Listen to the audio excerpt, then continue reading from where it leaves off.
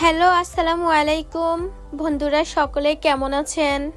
আশা করি ভালো আছেন। আলহামদুলিল্লাহ, আমিও আপনাদের সকলের দোয়া অনেক ভালো আছি। আজ আবার নিয়ে এসেছি আপনাদের জন্য নতুন একটা ভিডিওতে দেখাচ্ছি আমি আজ আমার মিস্ত্রিদেরকে বিকেলে কি নাস্তা দেই, সেই নাস্তা আজকে আপনাদের সাথে শেয়ার করব। আমার নাস্তাতে আছে দুধ চা এবং আছে মজু, আছে ছোলা বুট, চানাচুর। এগুলা নিয়ে এখন আমি সব রেডি করতেছি। আমি এখন আমার মিস্ত্রিদেরকে এই বিকালবেলা নাস্তা দেওয়ার জন্য আমার নতুন বাড়িতে যাব, তাই আপনাদের সাথে একটু শেয়ার করলাম বিকেলের নাস্তাটা কি হয়। বন্ধুরা আসেন, এবার আমরা চলে যাই আস্তে আস্তে করে। এখন আমি অলরেডি আমার নতুন বাড়িতে রওনা হয়েছি, যাইতেছি। এটা হচ্ছে আমার বাড়ির সামনে যে রোড, আমি এখন বর্তমানে যে বাড়িতে থাকি সেই বাড়ির রোড। এটা হচ্ছে আমার বাড়ির সামনে একটা ফ্যাক্টরি গেট। অলরেডি চলে এসেছি আমি আমার নতুন বাড়িতে। দেখতে পাচ্ছেন আমার বাড়ির পিছনের সাইডে একটা মসজিদ আছে, অনেক সুন্দর একটা মসজিদ। আর উপরে দেখতে পাচ্ছেন টিন। এই টিনটা দেওয়ার কারণ হচ্ছে এদিক দিয়ে চোর উঠে আমার বাড়িতে কিছু তার কাটা ছিল, কিছু না, প্রায় 1-1.5 মণ তার কাটা ছিল। তারপরে টনে রড ছিল, সেখান থেকে অনেকগুলা রড এবং তার কাটা সবকিছু চোরে নিয়ে গেছে। তার জন্য এদিক দিয়ে টিন দিয়েছি আপাতত। এদিক দিয়ে অনেক কাজ বাকি আছে। আর এটা হচ্ছে বাড়ির সামনের সাইড। আমার বাড়ির সামনে আরো একজনে একটা বাড়ি করেছে, আপাতত করে থাকতেছে। এই বাড়িটা হচ্ছে তাদের বাড়ি আর এটা হচ্ছে আমার বাড়ি। তো আসলে একটা কথা আপনাদের সাথে শেয়ার করব, সেটা হচ্ছে কারো যদি বাড়ির পাশে মসজিদ থাকে সেটা কিন্তু অনেক ভালো একটা দৃশ্য এবং ভালো একটা জায়গা। মসজিদ থাকা অনেক ভালো। পাশে যদি মসজিদ থাকে তাহলে দেখা গেছে যে আজানের সঙ্গে সঙ্গে 5 ওয়াক্ত সালাত আদায় করা যায়। আর এই দিকটা আমি কিন্তু খুব হ্যাপি। আমার বাড়ির সাথে অনেক সুন্দর একটা মসজিদ, সেটা আপনারা দেখতে পেয়েছেন। আসেন এবার আমরা আস্তে আস্তে করে বাড়ির ভিতরে যাই। আমরা অলরেডি বাড়ির ভিতরে চলে এসেছি।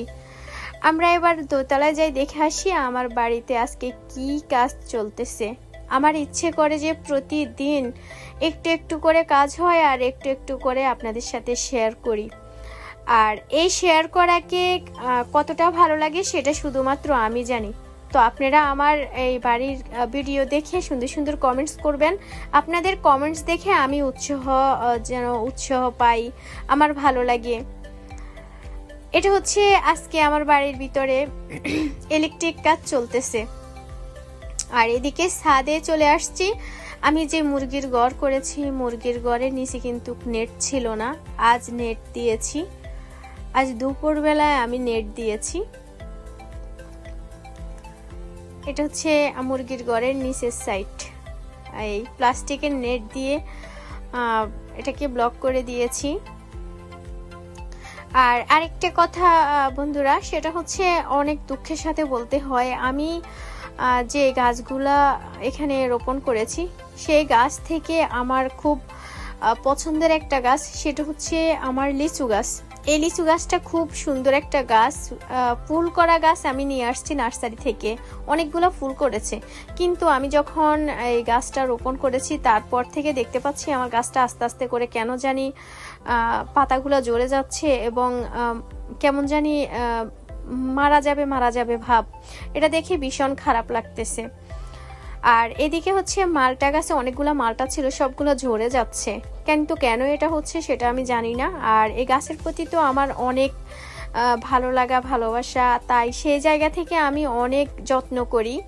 তারপরেও যদি এমন হয় তাহলে তো কি বলবো, আর কষ্টের তো কোনো শেষ নেই, সেটা আপনারা বুঝতে পারেন। আর এদিকে দেখতে পাচ্ছেন আমি যেহেতু এখানে করলা গাছ, বরবটি গাছ এবং শসা গাছ, এরকম ধরনের অনেক গাছ দিয়েছি এপাশে, তাই একটা জানলা দেওয়ার চেষ্টা করছি, কারণ এই সমস্ত গাছগুলাতে জানলা দিতে হয়। তাই উপরে একটা জানলা দিতে চাচ্ছি, কিন্তু পুরোপুরি এখনো ক্লিয়ার হয় নাই। আর এদিকে দেখতে পাচ্ছেন আমার ধনিয়া গাছ, পুঁই শাক, পালং শাক এবং লাল শাক গাছগুলা উঠে গেছে। এখানে আমি যে বিচিগুলা বুনেছি আল্লাহর রহমতে অনেক সুন্দর হয়ে উঠছে সবগুলা। সকাল বিকাল পানি দিতে হয়, পানি না দিলে তো আর হয় না, এমনিতেই ছাদে অনেক গরম।